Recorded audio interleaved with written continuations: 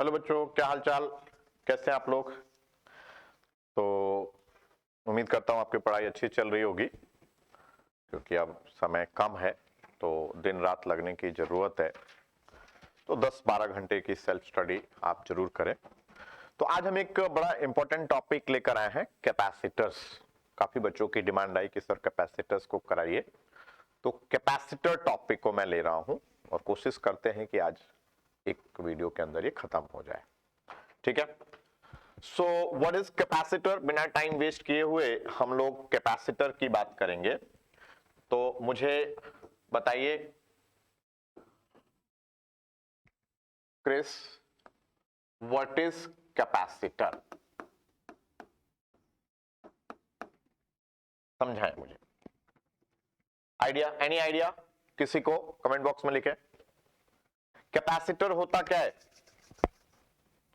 So capacitor is a device to store electrical energy. So what is capacitor? Capacitor is a device to store electrical energy. समझ गए? So capacitor is a device to store. बहुत सारे बच्चे कहते हैं कि sir capacitor is a device to store electrical charge. बिल्कुल नहीं। Capacitor is a device to store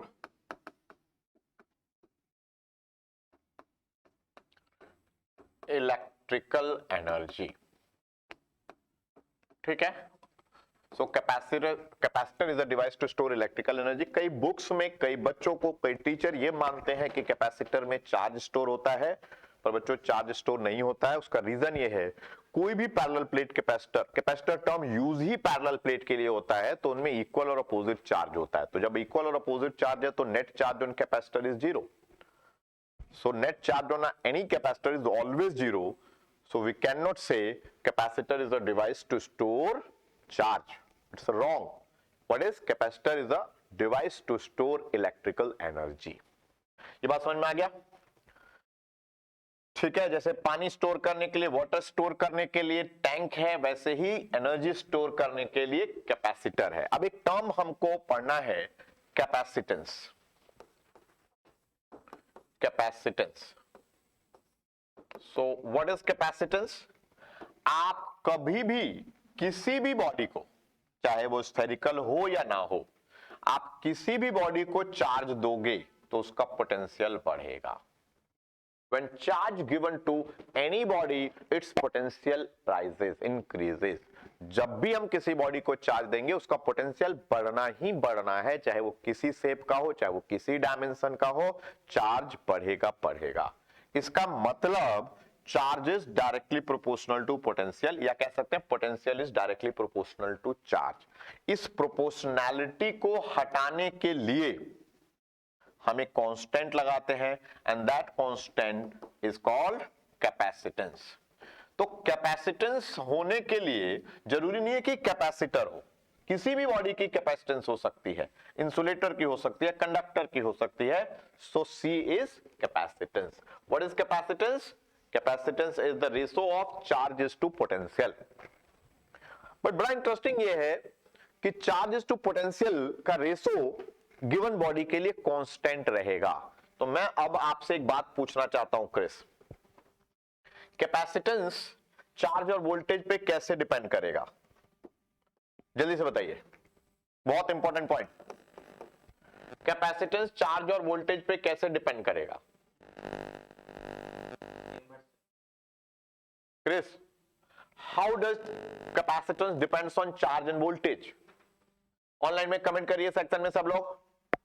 तो याद रखिएगा, capacitance is independent of charge and voltage. ये आपको लगेगा फॉर्मूले से, कैपेसिटेंस इज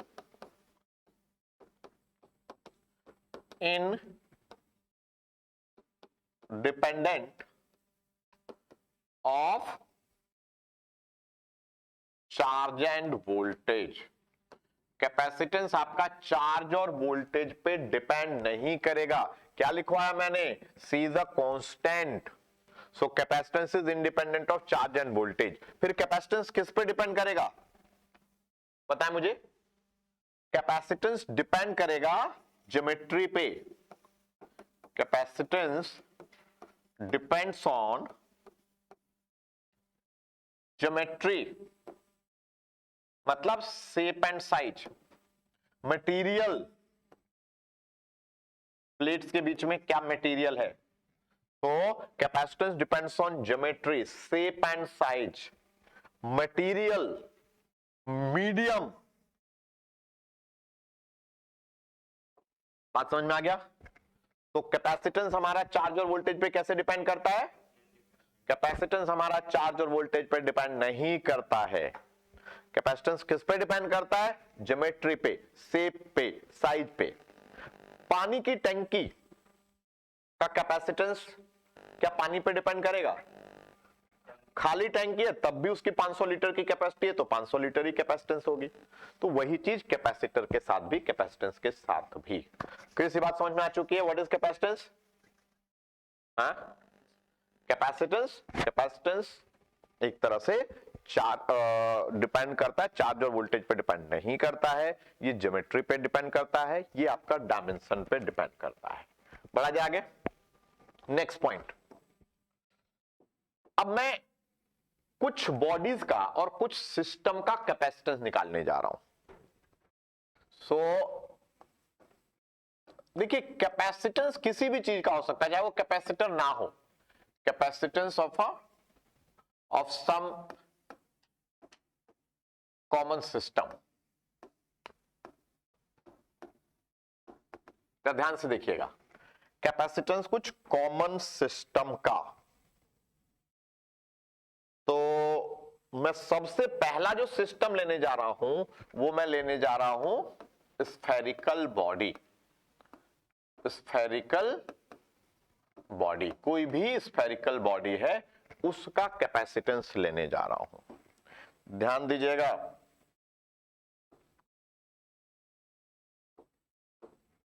मेरे पास ये एक स्फेरिकल बॉडी है और मुझे इस स्फेरिकल बॉडी का कैपेसिटेंस निकालना है। इस स्फेरिकल बॉडी का रेडियस r है। तो मेरे पास एक स्फेरिकल बॉडी है और इस स्फेरिकल बॉडी का कैपेसिटेंस मैंने निकालना है। अब देख दो, मैं फिर से बता रहा हूं कि कैपेसिटेंस इस पर नहीं डिपेंड करेगा कि बॉडी के ऊपर कितना चार्ज है। बात समझे? तो इस बॉडी पे चार्ज अगर नहीं भी है तो इसका मतलब ये नहीं हुआ कि कैपेसिटेंस जीरो हुआ। आपके बॉटल के अंदर पानी नहीं भरा हुआ है, इसका मतलब ये नहीं हुआ कि इसकी कैपेसिटी कम हो गई। मान लीजिए 1 लीटर की बॉटल है और वो खाली है, तो कैपेसिटेंस कितना हुआ? 1 लीटर ही रहेगा, बॉटल की कैपेसिटी पे फर्क नहीं पड़ेगा। Same here. तो हम अपने मन से अज्यूम करेंगे Q charge, assume Q charge, हम इस पर चार्ज अज्यूम कर लेंगे। Assume Q charge on body. तो जैसे ही इस पे क्यू चार्ज आया, इसका पोटेंशियल क्या हुआ? पोटेंशियल का फॉर्मूला स्फेरिकल स्फेयर का के क्यू बाय आर, यानी 1/4πε0 Q by are.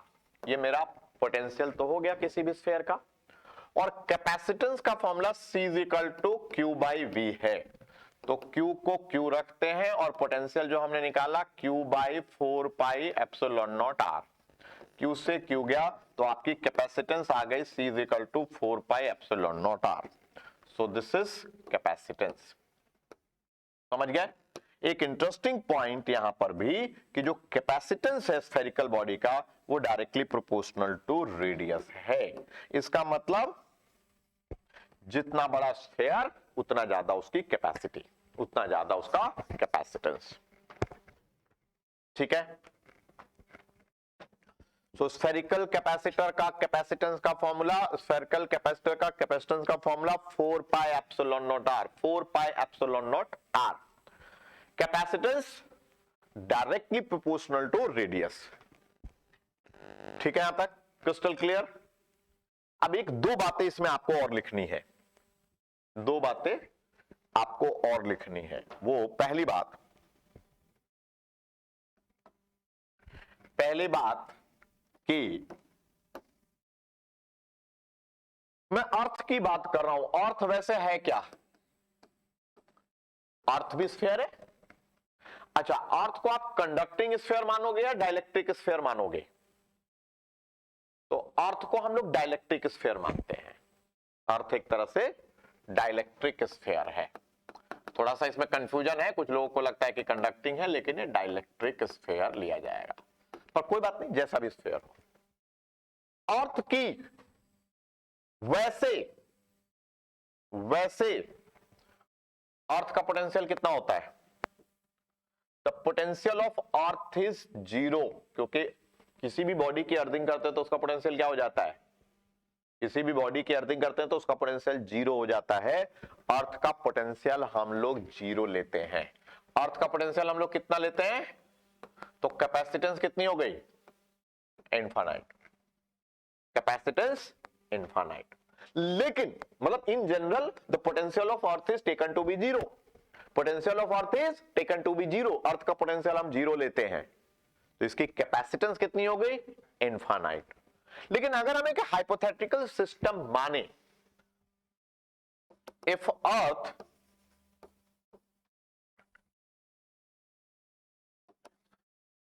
assume to be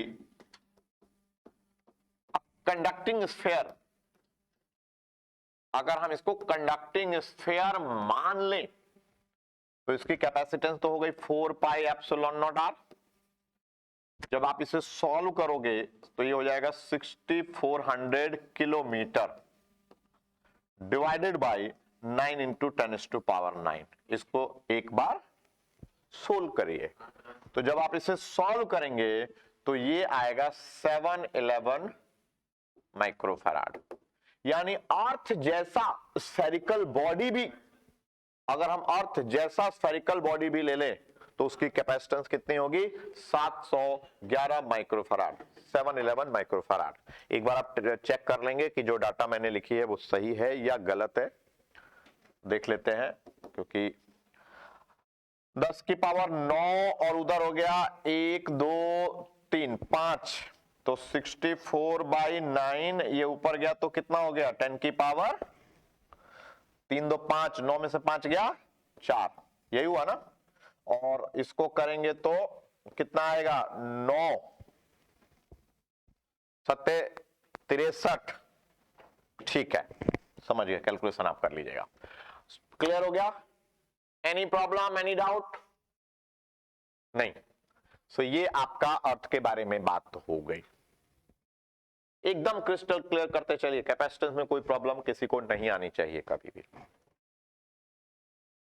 थोड़ा सा तेजी से करेंगे ताकि हम इसको पूरी तरीके से खत्म कर पाए एक ही वीडियो में, अदरवाइज 2 वीडियो बनाना पड़ जाएगा। हमने किसकी कैपेसिटेंस निकाल दी? अर्थ की। स्फेरिकल बॉडी की कैपेसिटेंस का फॉर्मूला हिमांशु, स्फेरिकल बॉडी की कैपेसिटी का फॉर्मूला, कैपेसिटेंस का formula 4 pi epsilon naught R. 4 pi epsilon naught R spherical, किसी भी स्फेयर की कैपेसिटेंस का formula 4 pi epsilon naught R. ये हमने स्फेरिकल बॉडी की बात की थी। अब हम बात करने जा रहे हैं स्फेरिकल कैपेसिटर। एक्स्ट्रा है, थोड़ा सा ध्यान से देखो। कैपेसिटर टर्म तभी हम यूज करेंगे जब पैरेलल प्लेट्स होंगे। कैपेसिटर टर्म तभी हम यूज करेंगे जब पैरेलल प्लेट्स होंगे। जब तक 2 पैरेलल प्लेट और इक्वल और अपोजिट चार्ज नहीं होंगे, इक्वल और अपोजिट चार्ज नहीं होंगे, तब तक हम कैपेसिटर टर्म यूज नहीं करेंगे। सो क्रिस, मैंने एक ये स्फीयर लिया और मैंने एक ये स्फीयर लिया, समझ में आ गया? मेरा इसका रेडियस a और इसका रेडियस b, और कोई भी कैपेसिटर होता है उसका आउटर और प्लेट की अर्थिंग की जाती है, आउटर प्लेट की अर्थिंग की जाती है। अब अंदर वाले पे अगर मैं चार्ज Q मान लूं, अंदर वाले पे अगर चार्ज Q मान लूं, तो इसके इस वाले सरफेस पे चार्ज कितना होगा? किया हुआ है पोटेंशियल में -Q। समझ में आया कि नहीं आया?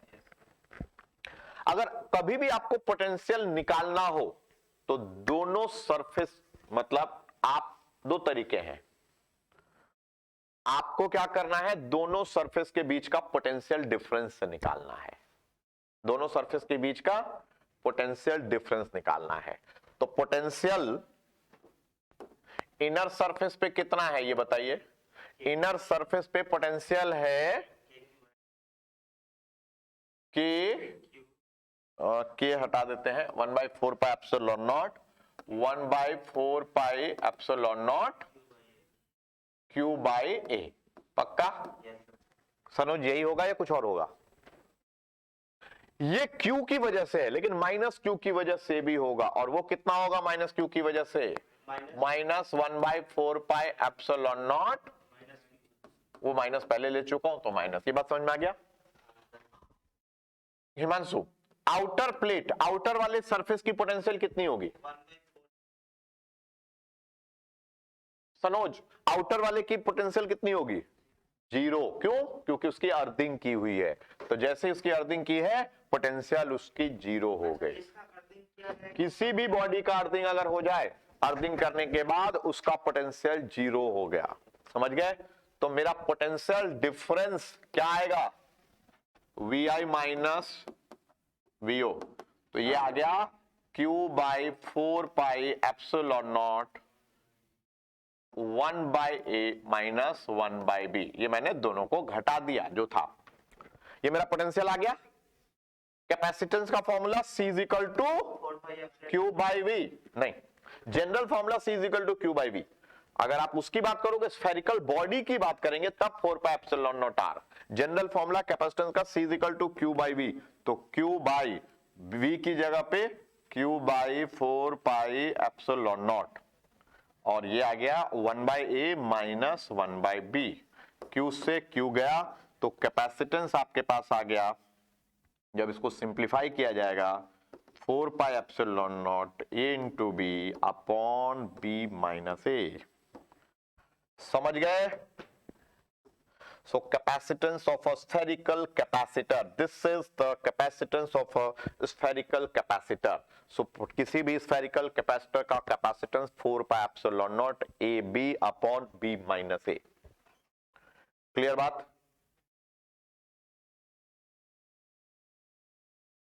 हाँ जी क्रिस, समझ में आ गया?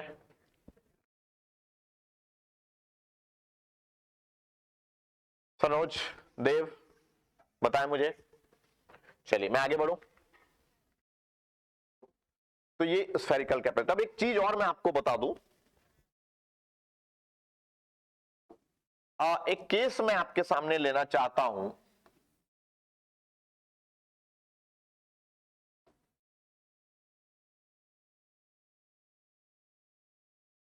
ठीक है, इस बार मैं क्या करने जाना चाहता हूं पता है आपको? मैं इस बार अंदर वाले की अर्थिंग करना चाहता हूं।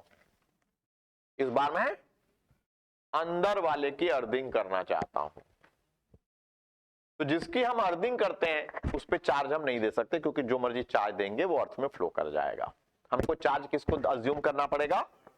आउटर वाले पे। तो आउटर वाले पे चार्ज Q है और अंदर वाले पे चार्ज Q डैश। मेरे को किसको याद है? मेरे को बताए Q डैश की वैल्यू मैंने करवाया हुआ है पोटेंशियल में। Q डैश की value induce charge on inner sphere. Himanshu mobile फेंक दो, मोबाइल पूरी तरह से बर्बाद किए जा रहा है आप लोगों को, अब मानने के लिए नहीं तैयार, बुड़बक कहीं का। Q डैश कोई भी मोबाइल क्लास में यूज नहीं करेगा। जल्दी से Q डैश। सनोज, क्यों चार्ज 0 होगा? इंड्यूस चार्ज तो होगा ही होगा। पोटेंशियल में मैंने ये बात कराई थी, इंड्यूस चार्ज दोनों पे निकाला था। अंदर वाले पे जब चार्ज Q देंगे तो बाहर वाले पे कितना इंड्यूस होगा? -Q। और अगर बाहर वाले पे चार्ज Q देंगे और अंदर वाले की अर्थिंग है तो अंदर वाले पे कितना चार्ज इंड्यूस होगा? अरे पेज पलट के ही देख लो यार। पोटेंशियल अप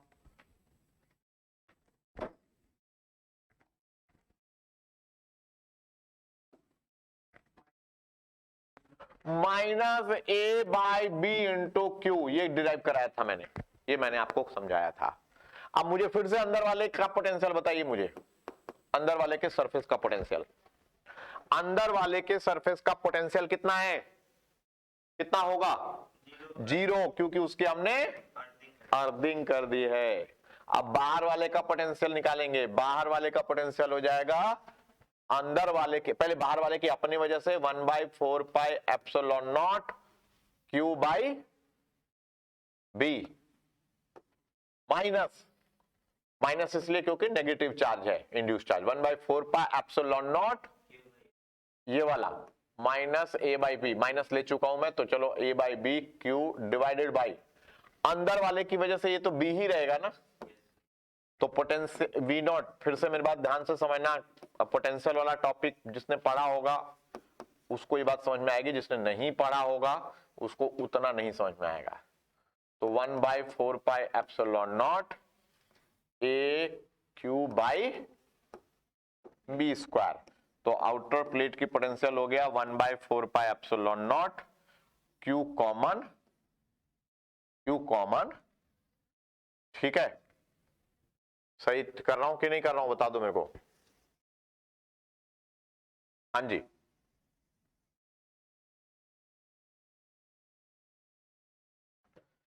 आउटर वाले की पोटेंशियल सही चल रहा है ना, फिर से देखो आउटर वाले का पोटेंशियल, अंदर वाले का तो 0 होगा ही, आउटर वाले का हो गया, आउटर वाले का अपनी वजह से हो गया 1/4 pi epsilon not Q by B, और बाहर वाले की वजह से हो गया, अंदर वाले की वजह से हो गया 1/4 pi epsilon naught minus A by B into Q, ये वाले चार्ज की वजह से। बस इसी को सॉल्व करना है। तो वी नॉट हमारा जो आ रहा है वो आ रहा है 1/4 pi epsilon not Q by B, चलो कॉमन ही ले लेते हैं, क्यू बाई बी कॉमन आ जाएगा, तो ये हो जाएगा 1 माइनस ए बाई बी, तो ये सॉल्व करने पे आ जाएगा Q by 4 pi epsilon not B, और ये हो गया B minus A divided by B. Very good, बहुत अच्छा। तो एक तरह से आउटर वाले प्लेट का पोटेंशियल हो जाएगा Q B minus A 4 pi epsilon not B square, समझ में आ गया। ये कैपेसिटेंस निकल जाएगी C is equal to Q by V, तो क्यू बाई वी की जगह पे ये पुट कर देते हैं, क्योंकि एक तो 0 है तो डिफरेंस तो यही हुआ ना, B minus A upon 4 pi epsilon not B square, Q से क्यू चला गया, तो कैपेसिटेंस का फॉर्मूला हो गया 4 pi epsilon not B square upon B minus A. ये फॉर्मूला आपको थोड़े से एक्स्ट्रा चल रहा है तो आपको आना चाहिए, लेकिन एक बात याद रखना, इसको हम कैपेसिटर नहीं बोलेंगे इस सिस्टम को, क्योंकि इसका नेट चार्ज 0 नहीं है। कैपेसिटर टर्म हम उसी के लिए यूज करते हैं जिसका नेट चार्ज 0 हो, यहां पे नेट चार्ज 0 नहीं है, तो this system will not be called as capacitor, ये बात कहीं पे लिख लेना। पहला वाला सिस्टम पे नेट चार्ज 0 था, इस पर नेट चार्ज 0 था, क्यू प्लस माइनस क्यू 0, लेकिन इसका भाई ये इसका सम 0 नहीं होगा ना, इसका और इसका, ये अलग वैल्यू है वो अलग वैल्यू है, तो this system will not be called as capacitor. लिख लिया, समझ गए।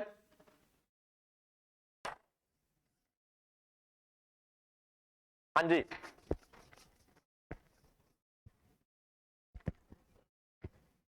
बढ़े आगे, थोड़ा सा स्पीड रखेंगे ताकि हम इसको कर पाए, अदरवाइज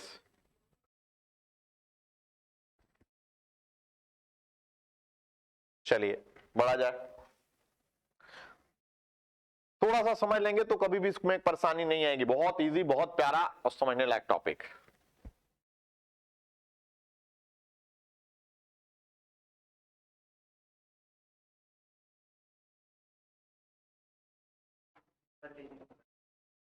चलिए, तो हमने स्फेरिकल बॉडी का कैपेसिटेंस निकाल दिया, और सनोज स्फेरिकल बॉडी का कैपेसिटेंस निकाल दिया, और स्फेरिकल कैपेसिटर का कैपेसिटेंस निकाल दिया। अब मैं एक कराने जा रहा हूं आपको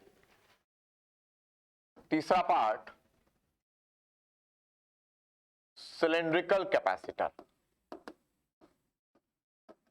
सिलेंड्रिकल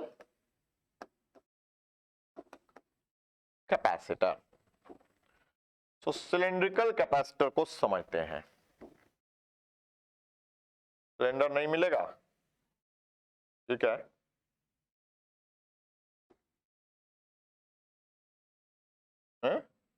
ठीक है, चलो कोई नहीं, नहीं है तो नहीं है। सिलेंड्रिकल कैपेसिटर लेते हैं क्रिस,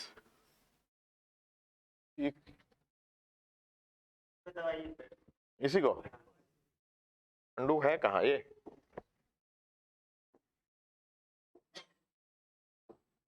सिलेंड्रिकल कैपेसिटर,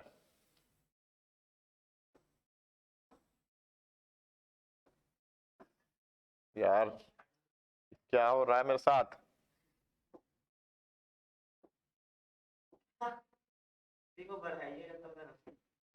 चलिए कोई बात नहीं। ये हमारा देव,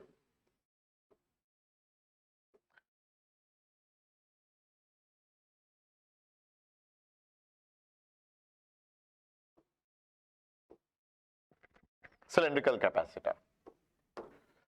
फिर से कैपेसिटर में क्या होता है, बाहर वाले प्लेट की अर्थिंग होती है। क्यों होती है, अगर मौका मिला तो समझाऊंगा, नहीं तो समझ लीजिए।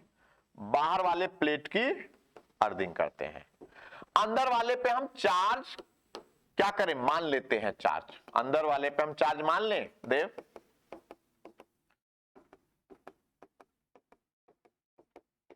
अंदर वाले पे चार्ज मान लेते हैं, तो आपको पता है कि बाहर वाले पे नेगेटिव चार्ज इंड्यूस होगा, तो जो फील्ड होगी वो इन प्लेट्स के बीच में होगी।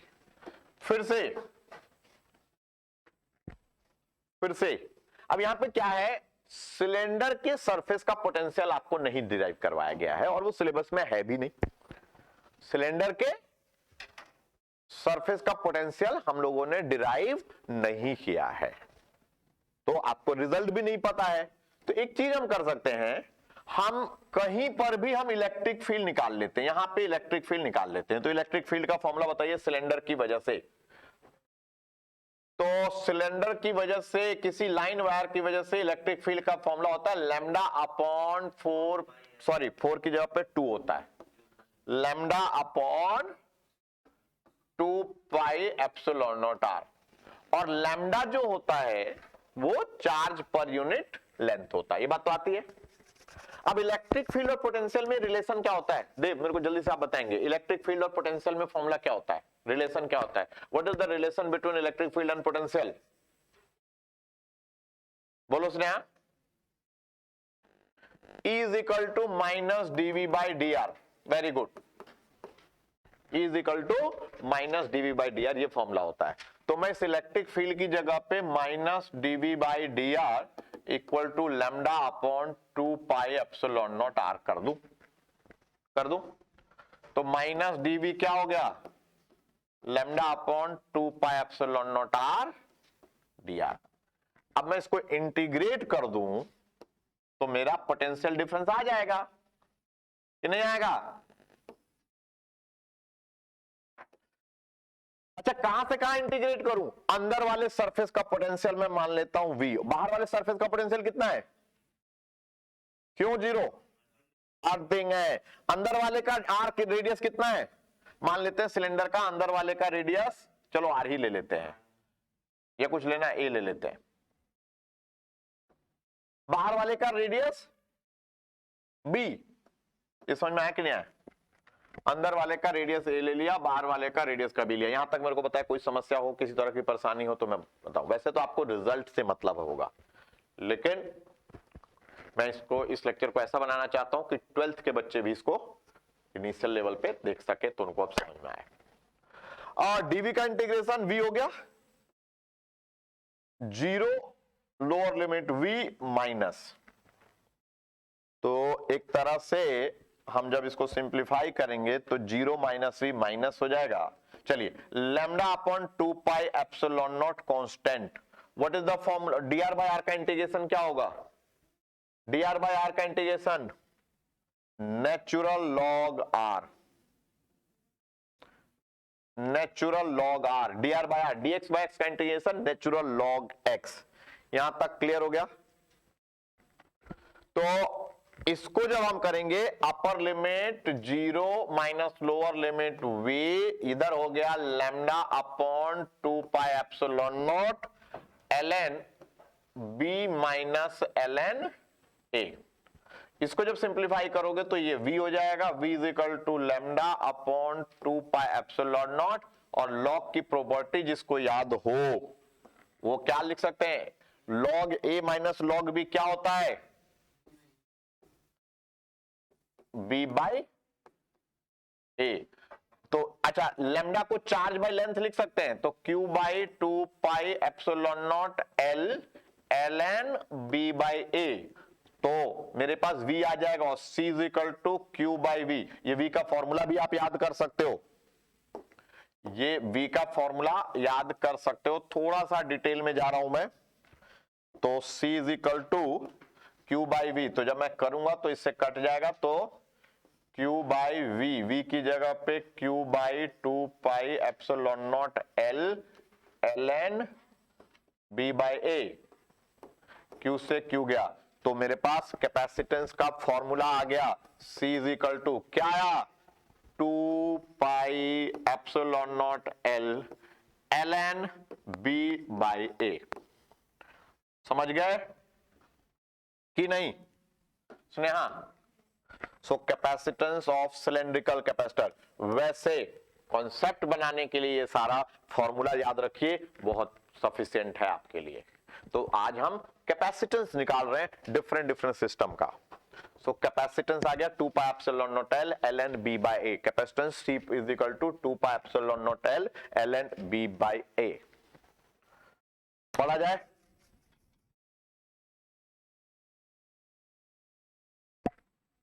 सो हमने कैपेसिटेंस किस किस का निकाल लिया, कैपेसिटेंस हमने निकाल लिया स्फेरिकल कंडक्टर का, स्फेरिकल कैपेसिटर का, सिलेंड्रिकल कैपेसिटर का। चलिए लिख लीजिए।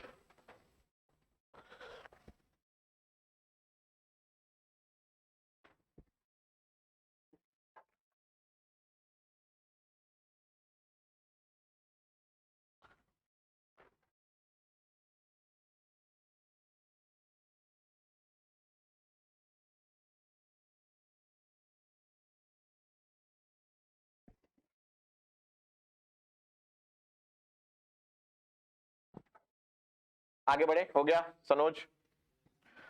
अब मैं अलग से ही टॉपिक ले रहा हूं और वो है मेरा टॉपिक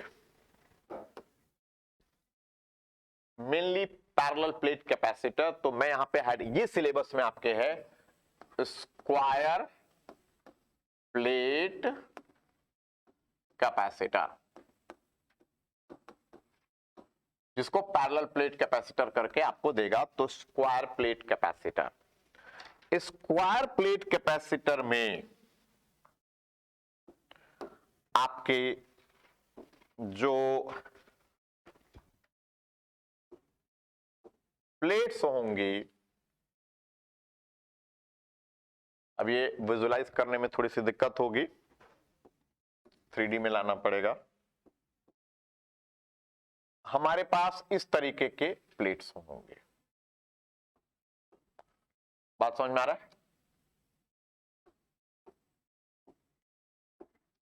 एक प्लेट पे पॉजिटिव चार्ज, एक प्लेट पे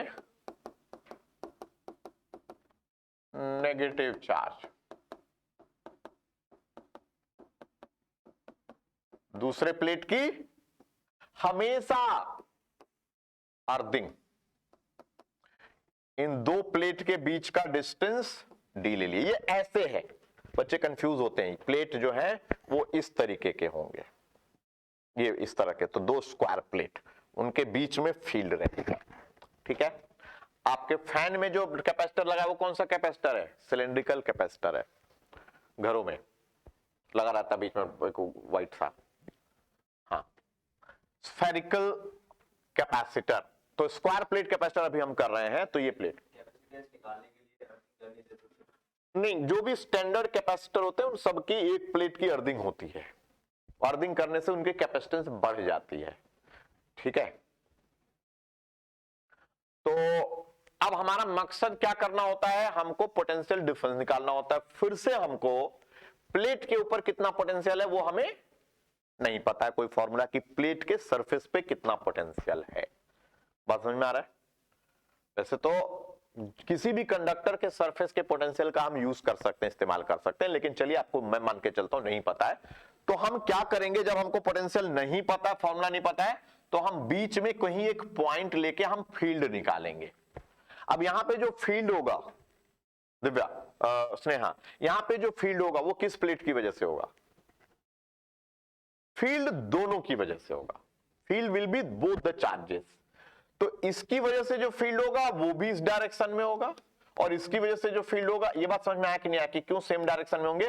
फील्ड हमेशा पॉजिटिव से निकलता है, नेगेटिव की तरफ जाता है, तो नेगेटिव के लिए टुवर्ड द प्लेट। तो ये दो फील्ड हो गई, बात समझ में आ गई?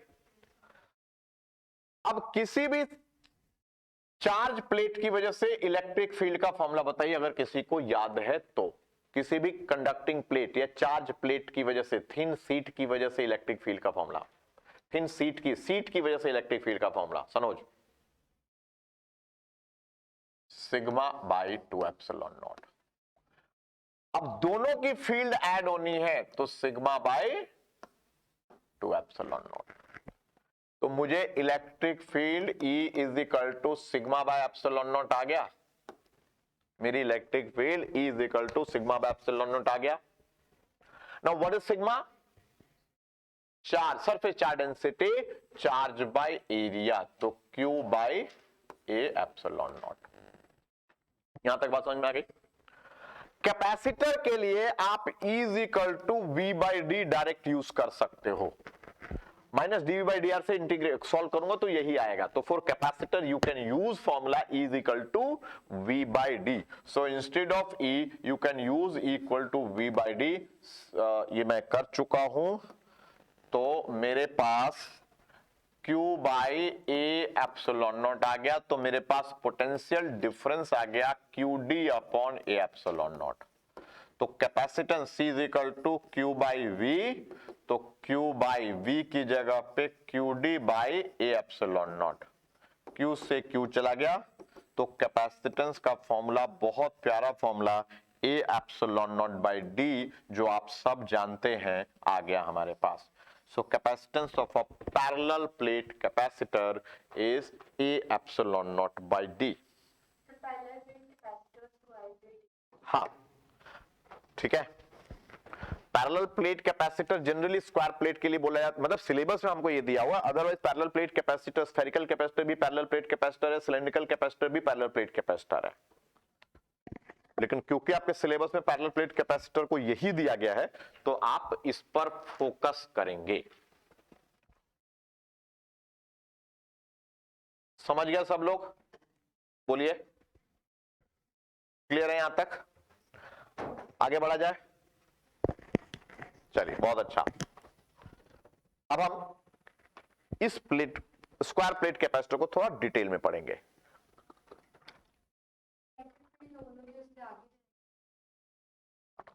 क्यों होगा? पॉजिटिव से निकलता है, नेगेटिव में जाता है, तो पॉजिटिव से निकला वो भी नेगेटिव में जा रहा है, और नेगेटिव वाले के लिए तो वैसे ही नेगेटिव में जाएगा। सो दोनों की फील्ड सेम डायरेक्शन में होगी। बड़े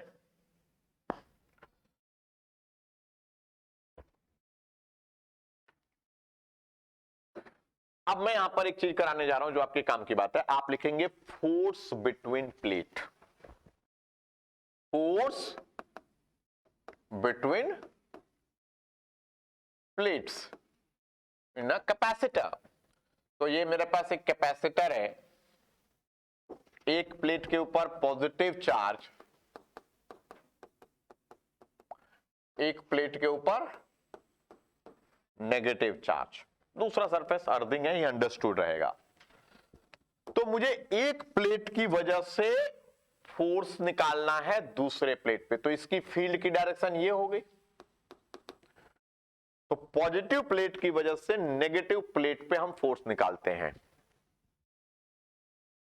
नहीं, इसको 2 महीने त्याग दो, जिंदगी बन जाएगा। फोर्स का फॉर्मूला स्नेहा क्या होता है? Charge into electric field. तो F is equal to Q E. अब ये इलेक्ट्रिक फील्ड किसके बराबर है देव? किसी एक थिन प्लेट की वजह से इलेक्ट्रिक फील्ड का formula sigma by 2 epsilon nought. तो मेरे पास इलेक्ट्रिक फील्ड का formula sigma by 2 epsilon nought. Sigma होता है Q बाय ए, तो Q upon Q by 2a epsilon nought. So किसी भी प्लेट पे जो फोर्स होगा उसका फॉर्मूला आ गया हाफ Q स्क्वायर अपॉन, समझ गए? Very good. Force between the plate is Q square by 2 epsilon naught, Q square by 2 epsilon naught, Q square by 2 epsilon naught.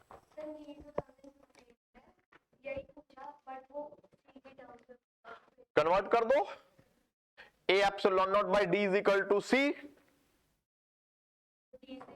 C is equal to A epsilon naught by D, तो A epsilon naught की value CD रख दीजिए वहां पे। Charge के भी term में है कि नहीं है? And Q is equal to CV, तो वो आप कर दो। स्टैंडर्ड फॉर्मूला ये है, कन्वर्जन आप कर लोगे।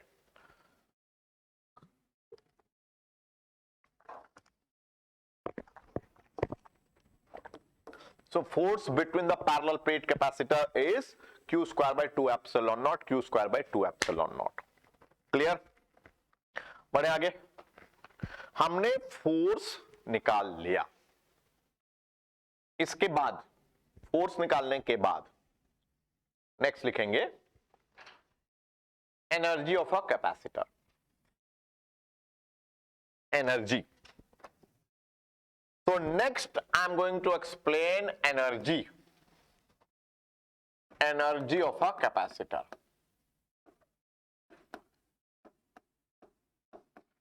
तो मेनली क्या होता है, आप जब कैपेसिटर को चार्ज करते हो तो battery has to do work. मेरी बात समझ में आया?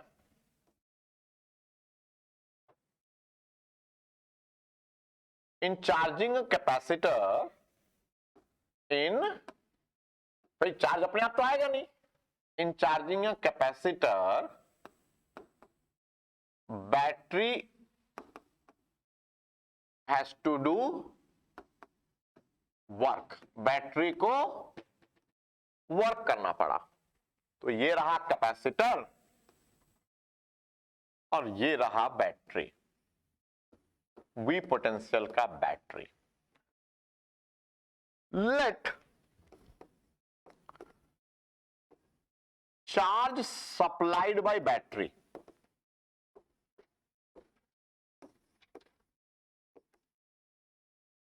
Is Q। तो यहां पे एक मैं अलग चीज करा रहा हूं, ध्यान देना है। वर्क डन बाय बैटरी कितना हुआ? वर्क डन बाय बैटरी कितना हो गया? Charge into potential. Work done by battery, charge Q दिया और कितने पोटेंशियल डिफरेंस पे दिया? V पोटेंशियल पे दिया। जैसे ही कैपेसिटर को वोल्टेज सोर्स से कनेक्ट करोगे, बैटरी से कनेक्ट करोगे, कैपेसिटर के अक्रॉस V पोटेंशियल डेवलप हो जाएगा। तो इस V पोटेंशियल पर चार्ज कितना सप्लाई किया बैटरी ने? QV। तो बड़ा important concept. Work done by battery कितना है Dev? Work done by battery QV। लेकिन जितना बैटरी वर्क कर रहा है उतना चार्ज कैपेसिटर में स्टोर नहीं होगा, सॉरी उतनी एनर्जी कैपेसिटर में स्टोर नहीं होगा। उसको समझ लेते हैं। Let dq be the charge on capacitor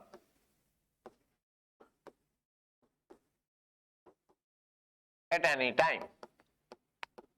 मेरी बात समझ में आ रहा है? Let dq be the charge on capacitor at any time. ये कहता है कि dq जो है वो चार्ज है कैपेसिटर पे किसी समय।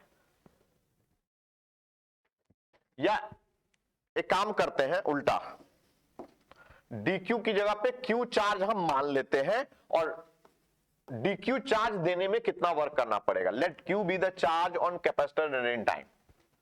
सो if q charge is given, work done का फॉर्मूला क्या हुआ? dw। तो वर्क डन का फॉर्मूला हो गया Q इंटू एक तरह से, या एक काम आप कर सकते हो, dW is equal to charge into potential dV, और dV क्या हो जाएगा, या dq चार्ज, तो dq into potential of capacitor. Potential of capacitor तो V ही रहेगा क्योंकि वो तो बैटरी से अटैच है। तो ये हो गया dq, और q is equal to CV, एक ही प्लेट पे लिखने में, तो q is equal to CV, q is equal to CV होता है, तो V को क्या लिख सकता हूं मैं, Q बाई C लिख सकता हूं। अब हम इसको इंटीग्रेट कर देते हैं, पहले आप लिख लीजिए इतना, let Q be the charge on capacitor at any time, so if dq charge is given, dq charge देने के लिए आपको वर्क करना पड़ेगा, वर्क हो गया dq इंटू वी, और dq इंटू वी, v को लिख दिया Q बाई C। बोलो हाँ,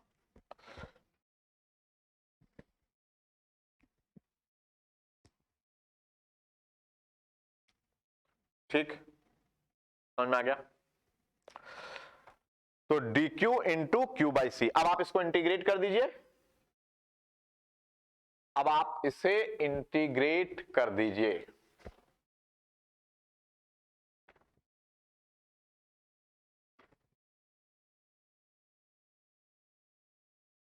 बढ़ू मैं,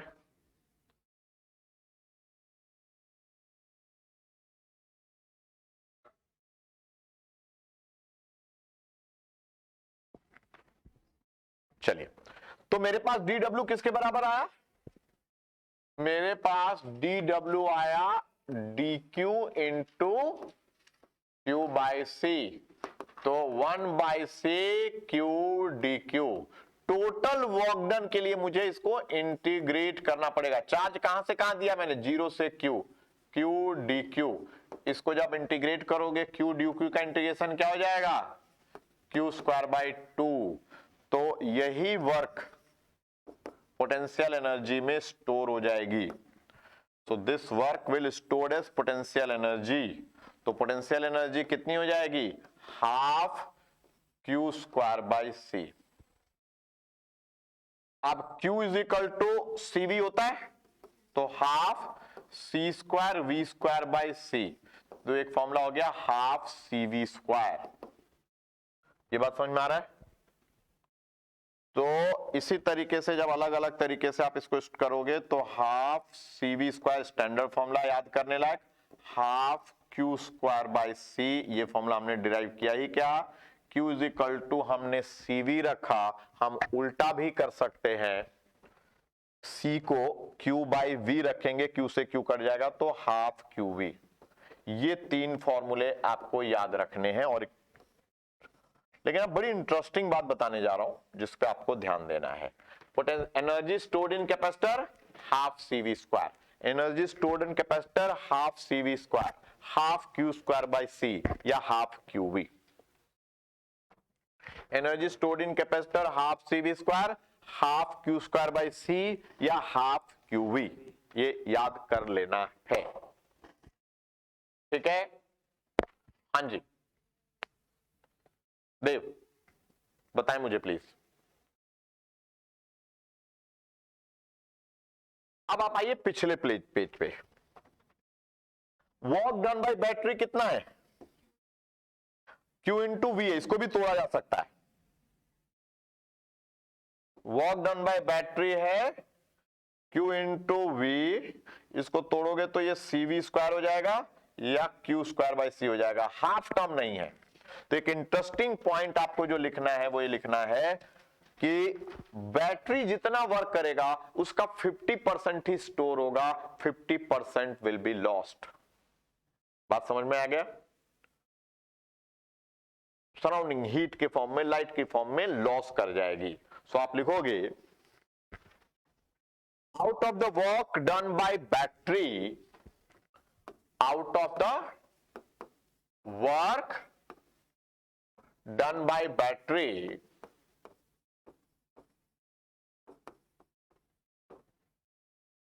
50% stored in capacitor, 50% कैपेसिटर में स्टोर होगा and 50% will get lost. So out of the 100% work done by the battery, only 50% will be stored in capacitor. उसका 50% ही स्टोर करेगा कैपेसिटर में, बाकी 50% लॉस कर जाएगा। क्लियर हो चुका है? पक्का? बढ़े आगे, एक एक चीज को अच्छे से रिवाइज करना है। अब मैं यहां पर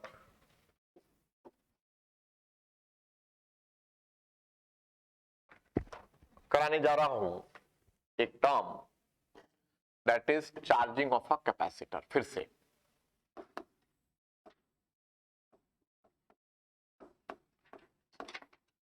और यहां पे मैं कराना, तो मेरा मकसद यह है कॉमन पोटेंशियल कराने जा रहा हूं मैं, कॉमन पोटेंशियल।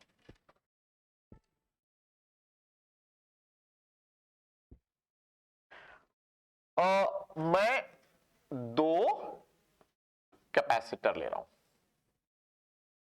मैंने क्या किया, इस पर चार्ज Q1 है, इस पे चार्ज Q2 है, इसका पोटेंशियल V1 है, इसका पोटेंशियल V2 है। ये बात समझ में आ गया? मैं साथ के साथ दो बॉडी भी ले रहा हूं। एक बॉडी है, चार्ज Q1 है, पोटेंशियल V1 है, चार्ज Q2 है, पोटेंशियल V2 है, इसकी कैपेसिटेंस C1 है, इसकी कैपेसिटेंस C2 है, और दोनों को कनेक्ट कर रहा हूं। तो जब भी हम किसी भी दो बॉडी को या किसी भी दो कैपेसिटर को कनेक्ट करते हैं, चार्ज कहां से कहां फ्लो करता है? Charge flow from higher potential to lower potential. Charge हमेशा हायर पोटेंशियल से लोअर पोटेंशियल फ्लो करता है। तो मान लेते हैं यहां पर V1 is at higher potential and V2 is at lower potential. कब तक चार्ज फ्लो करेगा? तब तक कि दोनों का पोटेंशियल सेम ना हो जाए। तो यहां पे charge will flow till both the body acquire same potential.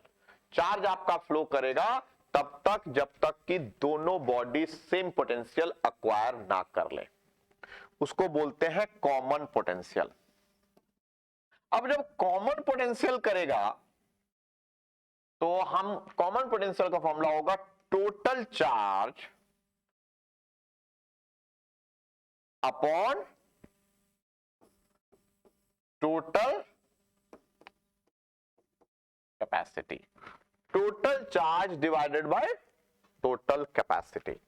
So total charge Q1 plus Q2, total capacity C1 plus C2। ये बात समझ में आ गया? So total charge Q1 plus Q2 divided by total charge total capacity C1 plus C2।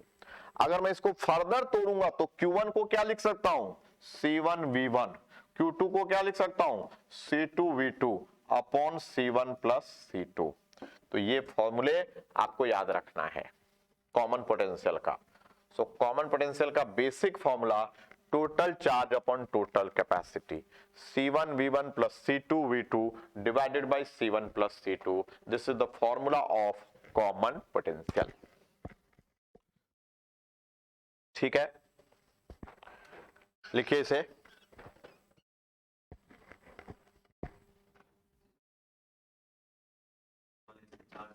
हाँ जी, बढ़ा जाए आगे।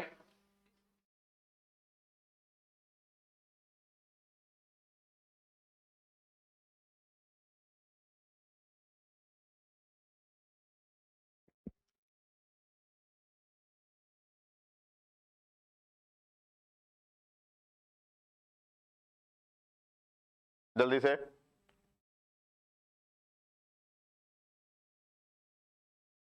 तो कॉमन पोटेंशियल निकालना आपको आ गया। अच्छा, एक चीज ध्यान रखना, कॉमन पोटेंशियल का फॉर्मूला जल्दी से बताइए। C1 V1 plus C2 V2 divided by C1 plus C2। यहीं पे for spherical body, spherical body के लिए जो कैपेसिटेंस होती है वो डायरेक्टली प्रोपोर्शनल टू उसका रेडियस होता है। अभी डिराइव किया था। So for spherical body, capacitance is directly proportional to radius. तो यहां पर मैं कॉमन पोटेंशियल क्या लिख सकता हूं, C1 की जगह पे मैं R1 लिखूंगा, R1 V1 plus R2 V2 divided by R1 plus R2, ये भी मैं यूज कर सकता हूं। सो स्फेरिकल बॉडी के लिए V1 R1 plus V2 R2 divided by R1 plus R2, मेरे पास ये फॉर्मूला आ गया। सो अगला मैं लिखूंगा चार्जेस ऑन कैपेसिटर और बॉडी आफ्टर चार्जिंग, क्योंकि पहले चार्ज Q1 Q2 था, लेकिन अब चार्ज फ्लो करेगा एक से दूसरे में, हायर पोटेंशियल से दूसरे में, तो अब चार्ज तो चेंज हो गया। तो मान लेते हैं कि पहले वाले कैपेसिटर पे अब नया चार्ज आ गया Q डैश और दूसरे पे आ गया Q2 डैश। तो Q1 डैश किसके बराबर होगा ये बताइए मेरे को, Q1 C1 into common potential, C1 into common potential. अब तो कॉमन पोटेंशियल हो गया ना, पहले V1 था, अब C1 into common potential. Q2 dash क्या हो गया, P2 into common potential. Common potential का फॉर्मूला आप लिख चुके हो, C1 कॉमन पोटेंशियल। अब मैं यहां पे लिखूंगा total charge upon total capacity. बात समझ में आ रहा है कि नहीं?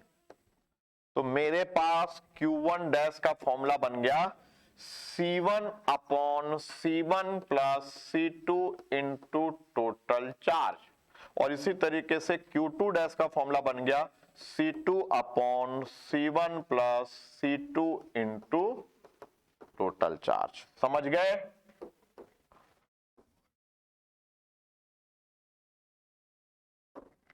Q1 dash C1 divided by C1 plus C2 into total charge, Q2 dash C2 upon C2 divided by C1 plus C2 into total charge। लेकिन स्फेरिकल बॉडी के लिए, स्फेयर के लिए क्या करोगे, Q1 dash C1 की जगह पे R1 यूज करोगे, R1 plus R2 into total charge, और Q2 dash R2 upon R1 plus R2 into total charge. Crystal clear? तो ये हमारा कॉमन पोटेंशियल का कॉन्सेप्ट।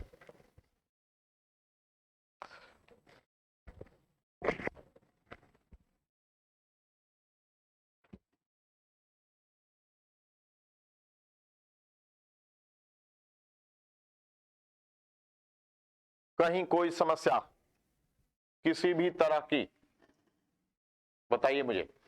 स्नेहा,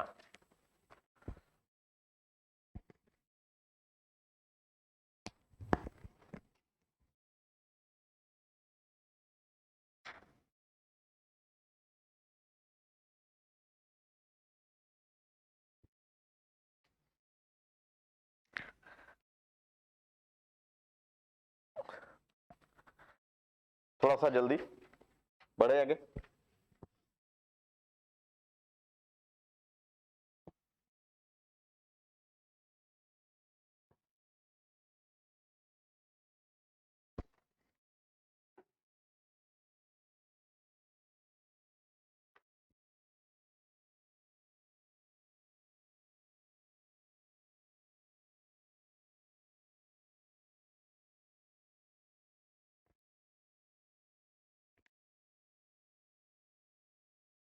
हाँ, स्फेरिकल बॉडी के लिए कैपेसिटेंस उसके रेडियस के प्रोपोर्शनल होता है, बस कैपेसिटेंस की जगह पे रेडियस कर लिया, क्योंकि 4 पाई एप्सिलॉन नॉट सब में कट जाएगा, ऊपर भी C है नीचे भी C है। हाँ, बड़े अच्छा, एक चीज ध्यान रखना, जब भी किसी भी बॉडी को चार्ज करोगे, जैसे हमने कैपेसिटर को चार्ज किया था तो एनर्जी लॉस हुई थी, कभी भी किसी भी बॉडी को चार्ज करोगे तो एनर्जी लॉस होगी। So when a body is charge there is energy loss. तो अब मैं फॉर्मूला बताने जा रहा हूं एनर्जी लॉस का। तो यहां पे आप लिखोगे when a body or capacitor is charge, when a body or capacitor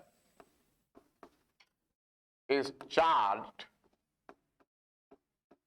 there is energy loss. कुछ तो एनर्जी स्टोर होगी बट 50% एनर्जी लॉस हो जाएगी। तो एनर्जी लॉस हम डिराइव करेंगे। हमारे पास दो कैपेसिटर हैं भाई, charge Q1 Q2, potential V1 V2। अब एनर्जी लॉस मैं पूरा डिराइव नहीं करूंगा, टाइम टेकिंग है, तो मैं आपको बता रहा हूं पहले इनिशियल एनर्जी। इनिशियल एनर्जी, तो इनिशियल एनर्जी कितना होगा, half C1 V1 square plus half C2 V2 square, यही तो होगा। अब फाइनल में क्या होगा Dev, final after some time both will acquire same potential. तो अब जो फाइनल एनर्जी होगी वो half C1 V square plus half C2 V square. ये समझ में आया कि नहीं आया? तो अब जब आप एनर्जी लॉस निकालोगे, एनर्जी लॉस डेल्टा U, यह आएगा फाइनल, सॉरी लॉस है तो इनिशियल माइनस फाइनल, लॉस है तो इनिशियल माइनस फाइनल। और जब आप इसे सॉल्व करोगे तो फाइनल इनिशियल है, मैं फॉर्मूला लिख दूं, अब आप कर लोगे इसको सिंप्लीफाई। कॉमन पोटेंशियल की वैल्यू रखनी पड़ेगी C1 V1 plus C2 V2 divide by C1 plus C2, तब जाके सॉल्व होगा। तो फॉर्मूला आ जाएगा आपके पास half C1 C2 over V1 plus V, sorry मैं भी ना बुड़बक करा, सो फॉर्मूला आता है half C1 C2 over C1 plus C2 into V1 minus V2 का होल स्क्वायर। ये आपका एनर्जी लॉस का फॉर्मूला हो जाएगा, half C1 C2 over C1 plus C2 into V1 minus V2 का whole square, half C1 C2 over C1 plus C2 into V1 minus V2 का whole square. समझ गए? So this is the formula of energy loss. Clear? तो कभी भी किसी एक capacitor को दूसरे कैपेसिटर से कनेक्ट करोगे तो जिसका पोटेंशियल ज्यादा होगा वो डिस्चार्ज होगा और जिसका पोटेंशियल कम होगा वो चार्ज होगा। ठीक है, क्लास है भी दूसरी कोई कुछ पता आता नहीं तो मैं, क्योंकि मेरे पास अब टॉपिक जो है एक डाइलेक्ट्रिक स्फीयर, डाइलेक्ट्रिक कॉन्सेप्ट इसमें हमारे पास बचा है। हाँ तो ठीक है, अगर क्योंकि टाइम अब कम है हमारे पास, तो अब हम नेक्स्ट वीडियो में इसको करेंगे। सो this is a part 1 of capacitor 01। तो एक तरह से कैपेसिटर की बेसिक्स हमने पढ़ा, उसके बारे में बहुत अच्छे से डिटेल में किया। इसको आप देखिए, पढ़िए, क्वेश्चंस लगाइए। नेक्स्ट यानी कल हम लोग इसको कंप्लीट कर लेंगे, जिसके अंदर अब हमारे पास जो कॉन्सेप्ट बनता है वो डाइलेक्ट्रिक स्लैब का कॉन्सेप्ट है, डाइलेक्ट्रिक स्लैब। और फिर हमारे पास सीरीज पैरेलल के कॉन्सेप्ट इसके अंदर होंगे और कुछ क्वेश्चंस होंगे जो हम कर लेंगे। ठीक है, बाय, थैंक यू।